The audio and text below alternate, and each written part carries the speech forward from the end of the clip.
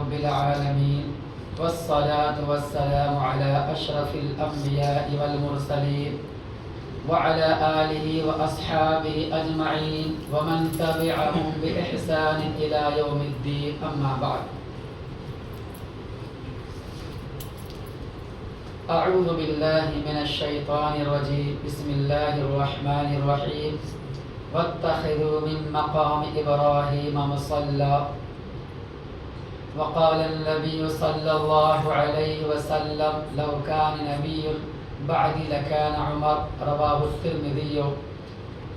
محترم حضرات، معزز سامعین کرام، آج کے اس مبارک نشست میں میں آپ حضرات کے سامنے ایک ایسے عظیم شخصیت کے بارے میں ذکر کرنے جا رہا ہوں اور ایک ایسے بڑی ہستی کی سیرت کے حوالے سے کچھ بیان کرنے جا رہا ہوں جن عظیم شخصیت کے بارے میں نبی اکرم صلی اللہ علیہ وسلم نے اللہ سے دعا کر کے مانگا تھا. یہ گویا کہ نبی نے ان کے بارے میں اللہ سے مانگا کہ اللہ ہم کو عطا کر دے. اور وہ عظیم شخصیت جو السابقون الاولون یعنی اسلام لانے میں سب سے پہل کرنے والوں میں شمار ہوتا ہے. وہ عظیم شخصیت، وہ عظیم ہستی جن کے بارے میں یہ بیان کیا جاتا ہے کہ عشر مبشرہ میں ان کا شمار ہوتا ہے. یعنی وہ 10 صحابی جن کو اللہ کے نبی نے ایک ہی وقت میں جنت کی بشارت سنائی، ان میں سے یہ عظیم شخصیت. یہ وہ عظیم شخصیت ہے جن کے بارے میں تاریخ اسلام میں سب سے پہلے نمبر پر اگر کسی کو امیر المؤمنین کا خطاب ملا تو ان کو ملا. ان سے پہلے کسی کو امیر المؤمنین نہیں کہا جاتا.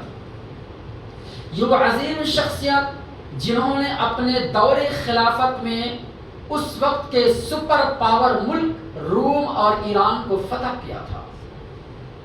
یہ وہ عظیم شخصیت جن کے زبان پر اور دل پر اللہ تعالیٰ نے حق جاری کر دیا تھا. یہ وہ عظیم شخصیت کہ روئے زمین پر چل کر کے جب کوئی رائے مشورہ دیتے نبی سے تو اللہ ان کی رائے کو قرآن کا حروف بنا دیتا تھا. یہ وہ عظیم شخصیت جن کے بارے میں نبی نے یہ کہا کہ اگر میرے بعد کوئی نبی ہوتے تو سیدنا عمر بن خطاب رضی اللہ عنہ ہوتے. جی انہی کی سیرت کے حوالے سے کچھ اہم باتیں بیان کرنے جا رہا ہوں. دیکھو، اس سے قبل درس میں سیرت ابو بکر رضی اللہ عنہ اس کے حوالے سے میں نے مختصر طور پر روشنی ڈالی تھی، تفصیل نہیں. تو ان کے بارے میں بھی مختصر طور پر میں روشنی ڈالنے جا رہا ہوں. سب سے پہلے عمر بن خطاب رضی اللہ عنہ کا نسب نامہ کیا ہے، ان کی کیا کہتے ہیں، ان کا تعارف کیا ہے، پہلے وہ سمجھے. ان کا نام ہے عمر اور ان کے والد کا نام خطاب اور ان کے دادا کا نام نفیل. گویا کہ عمر بن خطاب بن نفیل ہوئے، خطاب کے بیٹے ہیں. اور ان کی والدہ کا نام حنتمہ بنت ہاشم، یہ ان کے والدہ کا نام ہے. اور یہ مکہ کے سرزمین پر پیدا ہوئے. ان کی تاریخ پیدائش بیان کی جاتی ہے کہ اللہ کے نبی اکرم صلی اللہ علیہ وسلم جس سال پیدا ہوئے تھے ان کے 13 سال کے بعد ان کی پیدائش ہوتی ہے. اور اللہ کے نبی اکرم صلی اللہ علیہ وسلم کی پیدائش عام الفیل والے سال میں ہوا تھا. عام الفیل جانتے نا، یعنی وہ ہاتھی والوں کا واقعہ جو ابرہہ نام کا تھا، یمن سے آیا تھا ڈھانے کے لیے خانہ کعبہ کو بری نیت سے، تو اللہ نے تہس برباد کر دیا. اندر داخل ہونے سے پہلے بہاری میں جس کے مذمت میں اللہ نے سورہ فیل بھی اتارا، ہاتھی والوں کا واقعہ. جی اسی سال اللہ کے نبی پیدا ہوئے تھے. تو گویا کہ نبی اکرم صلی اللہ علیہ وسلم کے پیدائش کے 13 سال بعد عمر بن خطاب رضی اللہ عنہ کی پیدائش ہوتی ہے. تو اس طریقے سے نبی سے 13 سال کے چھوٹے ہوئے. اور کمال کی بات تو یہ بھی دیکھو، 3 صحابی کے بارے میں یہ بیان کیا جاتا ہے کہ جتنی عمر اللہ کے نبی اکرم صلی اللہ علیہ وسلم کی تھی نا، ان صحابی کی اتنی عمر تھی. ہاں کون؟ ایک ابو بکر رضی اللہ جی، نمبر 2 عمر بن خطاب اور نمبر 3 عثمان بن غنی رضی اللہ۔ یہ 3 صحابی کے بارے میں 60 پہ 3 سال، اللہ کے نبی کے 60 پہ 3 سال، ان کی بھی 60 پہ 3 سال، ان کی بھی 60 پر 3 سال، گویا کہ 60 پر 3 سال کی مدت میں وفات پائے۔ یہ ملتی جلتی بات ہے۔ اور اس کے بعد کمال کی بات تو یہ بھی دیکھو، اللہ کے نبی اکرم صلی اللہ علیہ وسلم جگہ جگہ بہت سارے موقع پر، جیسا کہ انس بن مالک رضی اللہ عنہ سے روایت ہے اور ابن عمر رضی اللہ عنہ سے روایت ہے کہ جب کبھی اللہ کے نبی کہتے نا تو آپ اپنے ساتھ 2 صحابی کا نام ضرور لیتے تھے۔ اللہ اکبر، کمال ہے۔ اور کسی تیسرے چوتھے صحابی کا نہیں، کہتے تھے میں گیا ابو بکر گئے عمر گئے، میں چلا ابو بکر چلے عمر چلے، میں آیا ابو بکر آئے عمر آئے۔ یعنی حضر میں بھی اللہ کے نبی کے ساتھ، سفر بھی اللہ کے نبی کے ساتھ، اس طریقے سے برابر اللہ کے نبی اکرم صلی اللہ علیہ وسلم ان 2 صحابی کا نام لیتے تھے۔ تو یہ وہ عظیم شخصیت ہے جنہوں نے سب سے پہلے اپنے دور خلافت میں مسجد اقصی کو فتح کیا تھا۔ ہاں، اس سے پہلے مسجد اقصی فتح نہیں تھا، یہودیوں کے قبضے سے ہٹا کر اسلام کے دائرے میں لایا۔ یہی وہ عظیم شخصیت ہے جو اپنے زمانے میں تقریباً اپنے دور خلافت میں آدھی دنیا پہ فتح حاصل کر لیے تھے۔ جی، آدھی دنیا پر جیت حاصل ہوئی انہی کے دور خلافت میں۔ یہ وہ مشہور صحابی ہے کہ جب راستے سے گزرتے شیطان پر راستہ بدل دیتا تھا۔ جی، اللہ کے نبی کی حدیث ہے کہ عمر بن خطاب یہ وہ صحابی ہیں، یہ وہ شخصیت ہے کہ جس راستے پر عمر رضی اللہ چلتے، اگر شیطان کو پتہ چلتا شیطان اپنا راستہ موڑ لیتا، بھاگ جاتا۔ یہ ان کا مقام درجہ ہے۔ تو عمر بن خطاب رضی اللہ عنہ کا تعارف معلوم ہوا۔ اب آگے آئیے مختصر سے ان کی سیرت۔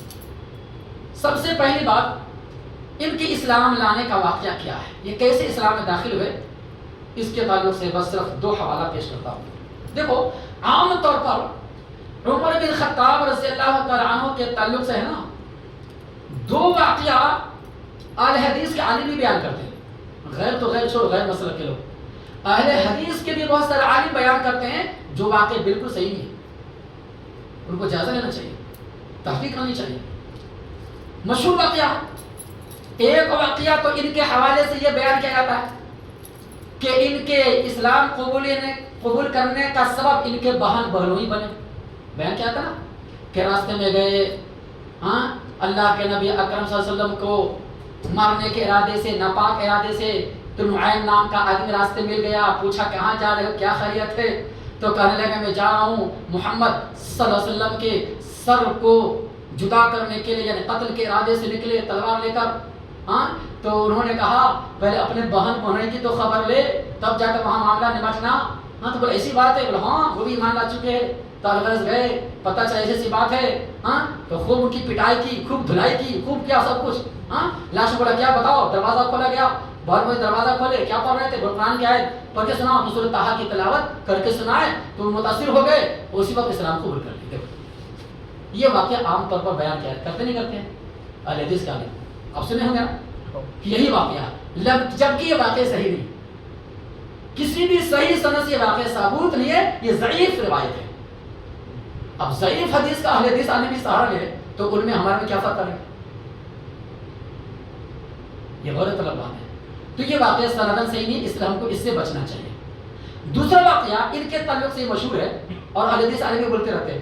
کیا واقعہ کہ ایک دفعہ کی بات ہے، ایک منافق میں اور شاید ایک مسلمان میں، یہودی میں، شاید آپس میں کسی معاملے کو لے کر جھگڑا ہو گیا تھا شاید، تو یہ معاملہ نبی سے آیا تو اللہ کے نبی نے شاید منافق یا یہودی کے حق میں فیصلہ کر دیا تھا، مسلمان کے خلاف چلا گیا تھا۔ تو ان کو رہا نہیں کیا، تو سوچا کہ چلتا ہوں عمر کے پاس، ہو سکتا ہے فیصلہ کچھ میرے حق میں ہو جائے۔ آخر وہ گیا منافق عمر رضی اللہ عنہ کے پاس اور جا کر ایسے سے معاملہ سنایا کہ ایسی سے بات ہے، میرا معاملہ مقدمہ ایسا ایسا جھگڑا ہوا۔ تو اللہ کے عمر بن خطاب رضی اللہ عنہ پوچھے کیا نبی کے پاس گئے تم لوگ؟ ہم لوگ گئے تھے، کیا فیصلہ ہے؟ تو ان کے حق میں فیصلہ نبی سنا دیے۔ تو ان کے حق میں جو فیصلہ سنا تو میرے پاس کیوں آیا؟ یہ اندر تلوار لے کر آئے اور تلوار لے کر ان کو بس قتل کر دیا، ایک مار 2 ٹکڑا، اور کہنے لگا میرا وہی فیصلہ ہے جو نبی کے فیصلے کو ڈھکا۔ یہ واقعہ بیان کیا تھا، یہ بھی غلط ہے، یہ بھی موضوع بات پر ضعیف دور کی واقعہ موضوع کی بات من غلط۔ اور اہل حدیث کہانی بولتے رہتے ہیں ممبر بھی چڑھ چڑھ کے، تو تحقیق نہیں کرتے. تو ضرورت اس بات کی آپ لوگ بھی تحقیق کریں، پتہ کریں. یہ تو واقعہ جو مشہور ہے اور اہل حدیث کے اسٹیج سے جو بولا جاتا ہے، ان چیزوں پر نظر ثانی کرنا چاہیے، دیکھ بھال کرنا چاہیے. بہرحال چلیے اس کے تعلق سے صحیح واقعہ کیا ہے، اسلام لانے کا سبب کیا ہے؟ دو دلیل ہے میرے پاس، اور یہ دونوں دلیل اگر کہا جائے تو صحیح بخاری میں ہے. ہاں صحیح بخاری میں. کیسے؟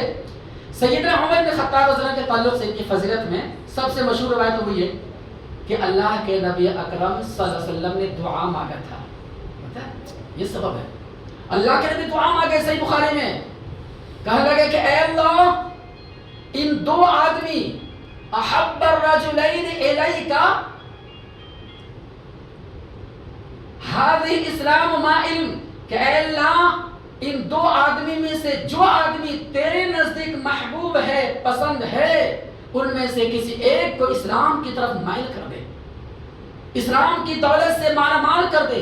اور نبی اکرم صلی اللہ علیہ وسلم بجاتا ان دو آدمی کا نام بھی لیے، ایک ابو جہل کا اور دوسرا عمر بن خطاب کا رضی اللہ. صحیح بخاری میں. اب بتاؤ اللہ کے نبی اکرم صلی اللہ علیہ وسلم جن کے حق میں دعا کرے کہ ان کی دعا قبول نہیں ہوگی، جبکہ نبی مستجاب الدعوات ہوتے. نبی جو بھی دعا مانگے اللہ تعالیٰ نبی کی ہر دعا کو قبول کرتا ہے، کوئی دعا رد نہیں ہوتا. شاید ایک موقع ایسا ہے جو رد ہو گیا ہو اللہ کی حکمت اور مصلحت کے تحت، ورنہ ہر نبی مستجاب الدعوات ہوتے کہ جو بھی دعا مانگے اللہ تعالیٰ ان کی دعا کو قبول کرتا ہے، چاہے دنیا میں دے دے یا آخرت کے اندر دے دے. یہ سب بولا جب اللہ کے نبی دعا کی، بار بار تمنا تھی، آپ کی خواہش تھی، اللہ تعالیٰ نے نبی کی خواہش کو پورا کر دیا اور عمر بن خطاب رضی اللہ عنہ اسلام قبول کر لیے. یہ دعا کی برکت کا نتیجہ تھا. اور ان کے ذریعے سے جب اسلام لائے نا تو اسلام کو، مسلمان کو بڑی قوت ملی، بڑی طاقت ملی. جب اسلام لانے سے پہلے مسلمان بڑا کمزور تھا، اسلام بڑے کمزور تھے. اس وقت مسلمانوں کی تعداد کوئی بڑی خاص نہیں تھی، اور اسلام جو ہے، مسلمان جو ہے کشمکش میں تھے، تعداد کے اعتبار سے کمزور، طاقت کے اعتبار سے کمزور. اس لیے چوری چھپ کے ایمان لا کر شروع کے 3 سال چھپائے رہتے تھے. لیکن جب سے اسلام قبول کیا اللہ تعالیٰ نے ان کے ذریعے سے اسلام کو اور مسلمانوں کو قوت بخشی، طاقت بخشی، یہاں تک کہ مشرک مکہ کا بڑا بڑا بہادر بھی کانپتا تھا اور ڈرتا تھا ان کے اسلام لانے کے بعد. کس کی ہمت نہیں ہوتی سامنے آ کر اب مقابلہ کرے. یہ وہی عمر بن خطاب رضی اللہ عنہ جو کہا کرتے تھے اسلام لانے کے بعد کہ اللہ کے رسول کب تک آپ دب کے رہیں گے، چلیے میں چلتا ہوں، اگر اسلام سچا صحیح ہے تو پیچھے کے ہٹنے کیا بات ہے، کون مکہ کے لوگ آپ کو کچھ کرے گا، کیا ہوگا، چلیے ہم مقابلہ کرنے تیار ہیں. یہ جوش، یہ جذبہ اور یہ ہمت عمر بن خطاب رضی اللہ عنہ ہے. تو بہرحال ان کے ذریعے سے اسلام کو تقویت ملی. اور دوسرا واقعہ صحیح بخاری میں جس میں یہ بیان کیا خود ابن عمر رضی اللہ عنہ جو عمر خطاب کے صاحبزادے خود کہتے ہیں کہ اللہ کے نبی اکرم صلی اللہ علیہ وسلم کے بارے میں یہ پہلے سے سنا کرتے تھے کہ اللہ کے نبی کی یہ صفت ہوگی، ان کی یہ علامت ہوگی. تو اللہ کے نبی کی نبوت کی علامت اور نبوت کی صداقت پر جو دلیل اور اسی طرح جو پیشن گوئیاں تھی، وہ سارے پیشن گوئیاں، وہ نبوت پر دلیل، وہ علامت، وہ پہچان جو صفت بیان کی جاتی ہے، وہ پوری کی پوری صفت جب پہچانا گیا، دیکھا گیا تو معلوم ہوا کہ یہ آخری نبی محمد رسول اللہ صلی اللہ علیہ وسلم کی صفت ہے. یہ صحیح معنوں میں کسی جھوٹے انسان کا چہرہ نہیں ہے اور یہ جھوٹی نبوت دعویٰ کرنے والا نہیں بلکہ سچا انسان ہے. تو اس کے ذریعے سے جو جو صفت بیان کی گئی یا جو جو صفت وہ پڑھ چکے تھے یہ معلوم تھا، وہ پیشن گوئی دیکھا، نبی سے ملایا تو چنانچہ وہ پیشن گوئی پورے طور پر مل گیا. تب جا کر یہ سبب بنا اسلام کی طرف مائل ہونے کا، اسلام سے محبت پیدا ہونے کا. تو آخرکار اللہ تعالیٰ نے سیدنا عمر بن خطاب رضی اللہ عنہ کی کیا کہتے ہیں زندگی میں اور ان کے مقدر میں اسلام لکھ دیا تھا. یہ دو بس، یہ دو سبب اسلام ہے، باقی کچھ نہیں. اس کے علاوہ جو بھی بیان کیا تھا سب بیکار کی بات ہے. اب جو ہے عمر بن خطاب رضی اللہ عنہ کی فضیلت اب کیا بیان، اس کے تو بہت سارے ہیں، اگر 2-3 ہفتہ 4 ہفتہ بھی جائے تو ختم نہیں ہوگا، بہت لمبا ہے. ان کے ساتھ تعلق بنا کے موٹی کتاب، اتنی موٹی، اور پڑھیں گے تو ہو جائے گا 1 سال، 12 مہینے لگ جائے گا آپ لوگوں کے لیے. تو بہرحال چند باتیں بیان کر دیتا ہوں. ان کی فضیلت میں اس سے بڑھ کر اور کیا چاہیے، جو جیسا کہ ابھی میں نے پہلے اشارہ کیا کہ یہ چلتے تھے زمین پر، رائے دیتے تھے نبی کو، اور اللہ تعالیٰ ان کی رائے کو عرش پر قبول کرتے ہوئے قرآن کی آیت اتار دیتے تھے. اس سے بڑھ کر کیا چاہیے؟ اور اس سے بڑھ کر کیا فضیلت چاہیے کہ جامع ترمذی کی روایت ہے، خود اللہ کے نبی اکرم صلی اللہ علیہ وسلم نے کہا کہ اگر میرے بعد کوئی نبی ہوتے، نبوت کا سلسلہ اگر باقی رہتا میرے بعد، تو عمر بن خطاب کو اللہ تعالی نبی بناتا، لیکن نبوت کا سلسلہ چونکہ میرے پر ختم ہو چکا ہے، اب میرے بعد قیامت کی صبح تک کوئی نبی آنے والے نہیں ہے۔ جیسا مرزا غلام احمد قادیانی دعویٰ کرتا ہے کہ میں احمدیہ ہوں، اس کے بعد بھی نبوت کا سلسلہ باقی ہے، وہ جھوٹا ہے، کذاب ہے، دجال ہے، مکر ہے، فریب ہے، ایسے لوگوں سے بچ کے رہنا چاہیے۔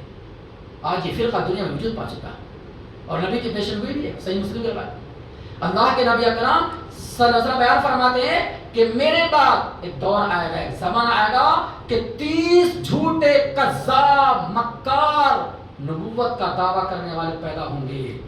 چلو کچھ تو نبی کے زمانے صحابی کے دور میں پیدا ہو گئے، جیسے مسلمہ کذاب، اسود عنسا، اس طریقے کے طلحہ اسدی، یہ 3 لوگ صحابی کے دور میں پیدا ہو گئے تھے۔ تب تو ان کے خلاف عمر اللہ کے نبی اکرم صلی اللہ علیہ وسلم نے ایک مسلمان کا لشکر تیار کے بھیجا، جن کی قیادت کون کرے؟ اسامہ بن زید۔ ہاں، یہ وہی اسامہ بن زید رضی اللہ عنہ جن کو اللہ کے نبی نے بھیجا تھا اپنی زندگی میں وفات سے چند دن قبل کہ جاؤ یمامہ، جنگ یمامہ پہ جا کے لشکر میں جاؤ، جو جھوٹی نبوت کا دعویٰ کرنے والا ہے اس کو ختم کرو، لڑو، جنگ کرو۔ چنانچہ جیسے نکلے ان کے قیادت میں، اسامہ بن زید کی قیادت میں، جیسے مدینہ سے باہر پہنچے، کچھ میل فاصلے پہ پہنچے تھے کہ اچانک ان کو خبر ملی کہ رسول اللہ صلی اللہ علیہ وسلم کی وفات ہو چکی ہے۔ جیسے پتہ چلا کہ وفات ہو چکی ہے تو اب کشمکش میں تھے۔ چنانچہ ابوبکر صدیق کے دور خلافت سب سے پہلے خلیفہ وہ بنے، سارے صحابی کے رائے اتفاق کے مطابق۔ تو عمر بن خطاب رضی اللہ عنہ وہاں پر آ کے بولے ابوبکر صدیق سے کہ خلیفہ رسول ایسا کیجئے، اسامہ بن زید کا لشکر جو جا رہا ہے جنگ یمامہ میں، ان کو واپس بلا لیجئے۔ اور کچھ صحابی تو گھبرا کے پریشان ہو گئے، نبی وفات سن کر ٹینشن آ گئی نا، ہمت جواب دے دی ان کی، کہنے لگے نہیں میں نہیں جا سکتا، میں نہیں رہ سکتا، واپس چلتا ہوں مدینہ۔ جب نبی نہ رہے تو ہم جا کے کیا کروں گا، کیسے لڑوں گا، آگے پیچھے کون سنبھالنے والے؟ پریشان ہو گئے۔ عمر بن خطاب رضی اللہ عنہ کو بھی تھوڑی دیر کے لیے ذرا کچھ بھاری محسوس ہوا، گرا گزرا کہ لشکر اگر واپس گیا تو پتہ نہ کیا ہوگا نہیں ہوگا۔ تو انہوں نے آ کر ابوبکر صدیق رضی اللہ عنہ نے کہا کہ ایسا کیجئے، آپ مسلمانوں کے لشکر کو واپس بلا لیجئے، اسامہ بن زید کے لشکر کو واپس بلا لیجئے، مدینے میں مت بھیجئے۔ لیکن ابوبکر صدیق رضی اللہ عنہ کا ایمان دیکھو کتنا مضبوط موقف، اللہ اکبر۔ کہتے ہیں جس لشکر اسامہ کو رسول اللہ صلی اللہ علیہ وسلم نے اپنی زندگی میں روانہ کیا تھا، میں اس کو واپس نہیں بلا سکتا، تم کیا بات کرتے ہو اے عمر بن خطاب، زمانے جاہلیت کا بہادر، اسلام میں بزدلی کی بات کرتا ہے، ایسی موقع پہ کہا ہاں بہت پیارا جملہ ہے، اللہ اکبر۔ ابوبکر صدیق کہنے لگے اے عمر، تو جاہلیت کا بہادر ہو کر اسلام میں بزدلی کی باتیں کرتا ہے، کیا بات بولتے ہو؟ ٹھیک ہے، ان کو سمجھا میں کیسے روکوں گا، نہیں روک سکتا، جانے تو کیا ہو، اسلامی لشکر ہے، وہ اللہ کے راہ میں گئے ہیں، ہم اس کو واپس نہیں بلا سکتے، نبی کے حکم خلاف ورزی ہو جائے گی وغیرہ ذالک۔ تو یہ ہیں عمر بن خطاب رضی اللہ عنہ کے واقعات۔ اب جو ہے 3 باتیں پیش کر دیتے، باقی بات کریں آئندہ کبھی۔ انس بن مالک رضی اللہ عنہ کہتے ہیں کہ عمر بن خطاب رضی اللہ عنہ کہا کرتے تھے، ویسے کئی واقعہ ہے لیکن اس میں 3 کا ذکر ہے صحیح بخاری کے حوالے سے۔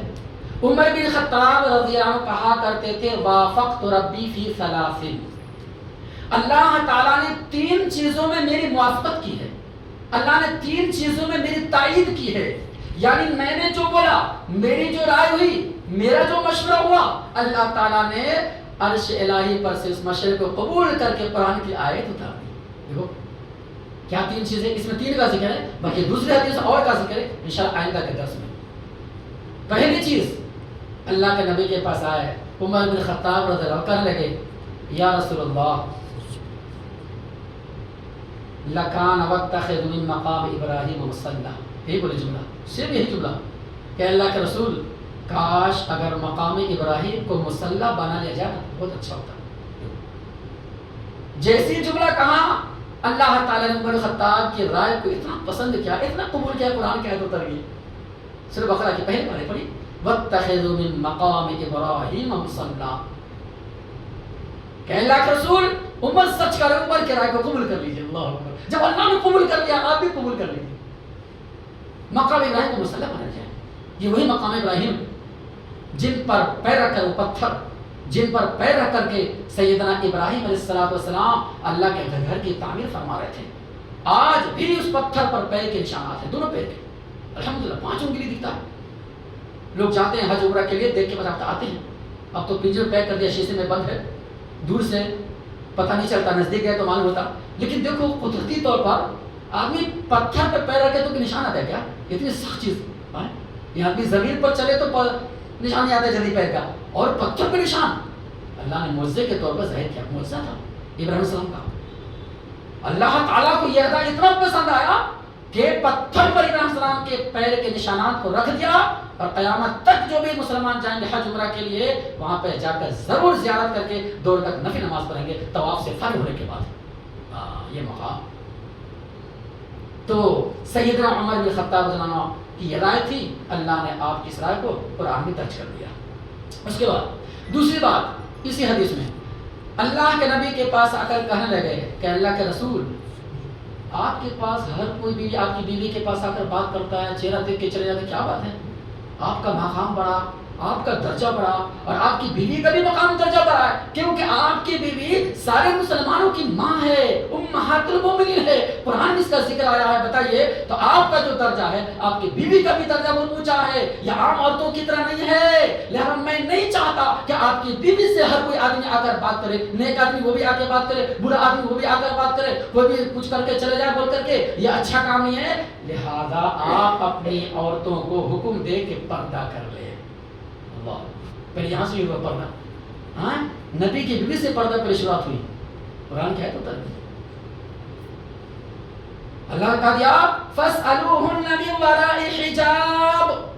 2 जगह आए थे हिजाब के ताल्लुक से, सूरह हिजाब के अंदर भी है और सूरह नूर के अंदर भी है। तो बहरहाल इस तरीके से पर्दे की आयत उतर गई और कह दिया गया कि क़यामत की सुबह तक आज के बाद से दुनिया के सारे मुसलमान औरतें पर्दा करेंगे। अब बताओ पर्दा की कितनी बड़ी अहमियत है, ये अलग एक मौजूद है, वो कभी बयान किया जाएगा। सब इतना समझ ले कि इस्लाम में पर्दा की इतनी बड़ी अहमियत है कि उस जमाने में सबसे बेहतरीन जमाना, बल्कि सबसे पाकीज़ा मुआशरा, सबसे उम्दा माहौल, सबसे बेहतरीन माहौल नबी अकरम सल्लल्लाहु अलैहि वसल्लम के ज़माना, और उस ज़माने की औरतें जो इतना पाक बाज थी, सहाबिया, भला बताओ उसमें कोई दाग धब्बा लग सकता है?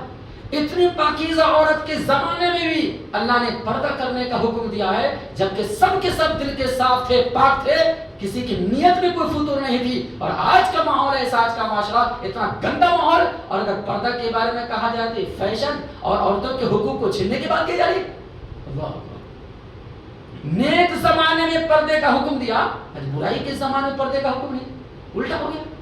और अगर कहा भी जाए तो उल्टा इस्लाम के खिलाफ बगावत कर रहे हैं, इतराज कर रहे हैं, ये क्या बात है? तो बहरहाल ये दूसरी चीज है जो उमर बिन खत्ताब ने राय दिया अल्लाह ने कुरान के द्वारा। नंबर 3 सूरह तहरीम की आयत है। उमर बिन खत्ताब रज़ियल्लाहु अन्हु आकर कहने लगे नबी की बीवी से, उसमें आपकी बेटी भी थी हफ्सा रज़ियल्लाहु अन्हा, और अबू बकर सिद्दीक की बेटी थी आयशा रज़ियल्लाहु अन्हा वगैरह वाली। कुछ औरतें आपस में मिलकर क्या करने लगे, प्लान करने लगे चुपके से कि यार हम लोग मिल के चलेंगे नबी के पास, कुछ माल के बारे में बोलेंगे, कुछ बढ़ाओ, खर्चा पानी आगे करो, इतना कम में गुजारा नहीं होने वाला नहीं। औरतें वही इंसान थी ना, कभी कभी जहन बात आ जाती, हाँ कुछ खर्चा पानी बढ़ाया जाए, कुछ किया जाए आगे पीछे, इतना कम नहीं होगा वगैरह, क्या कि कुछ बोलने लगे। अल्लाह के नबी की शिकायत आपस में होते हैं, मशवरा मीटिंग डाले, यहाँ तक कि उमर बिन खत्ताब को पता चल गया, हाँ तो नबी के पास ही आए, अपने बेटी के भी सामने नबी के पास मौजूद है, उनके सामने, और दीगर नबी की बीवी मौजूद, सबके सामने उमर खत्ताब कहने लगे, ए नबी की बीवी सुनो, तुम्हारे जैसे औरतों की कोई जरूरत नहीं नबी को, अगर अल्लाह चाहेगा ना तो अभी जो है ना तुम सबको तलाक देने का अल्लाह हुक्म दे देगा, तुमसे अच्छा, तुमसे बेहतर, तुमसे पाकीज़ा, इबादत में आगे, रियासत में आगे, तक़वा में आगे, बुजुर्गी में आगे, और जोहद में आगे, और इस तरीके से हलाल में आगे, नेकी कमाने में आगे, और कनात करने में आगे, सब्र इख्तियार करने में आगे, सारे के सारी चीजें आगे होंगे। अभी तुमको अल्लाह चाहेगा तलाक दे देगा, मालूम है मेरा रब इतना बड़ा है, तुम क्या बात करती हो, बाहर आ जाओ, तौबा करो। जैसे ये कहना था कुरान की आयत उतर गई, हाँ سیم وہی آئے پڑھو سورۃ تحریم کیا عسى ربه ان طلقكن ان يبدله ازواجا خيرا منكن مسلمات مؤمنات قانتات تائبات عابدات سائحات طیبات وابکارا. اللہ اکبر. یہ آیت اتر گئی. کتنی بڑی بات ہے. یہ عمر خطاب ہے, معاملے ہستی نہیں ہے. چلیے باقی بات انشاءاللہ پھر آئے گا. اللہ سے دعا کر اللہ تعالیٰ ہم تمام مسلمانوں کو دین کی صحیح سمجھ کرنے کا عمل کی توفیق عطا فرمائے. آمین یا رب العالمین.